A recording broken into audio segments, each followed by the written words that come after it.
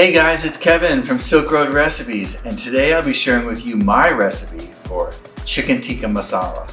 This is a classic Indian dish.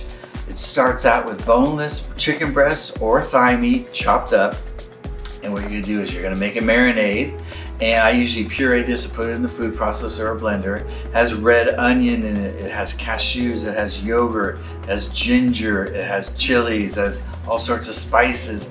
That gets soaked 4 hours or overnight with the chicken, and then the next day you're going to cook it. You can either pan fry it under the broiler or on the grill if you don't chop it up, like I've made it before with just a thigh meat that I haven't cubed up yet, and grill it, and then you can chop it after.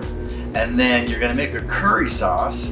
Once you have the cooked chicken, you're going to make the curry sauce, and that has the usual suspects of ginger and garlic and tomatoes and spices, etc. And then you're gonna add the cooked chicken to that, cook it for a while, and it is a heavenly dish that gets topped off with either heavy cream or I like to use coconut milk myself. Anyway, let me show you how to make it.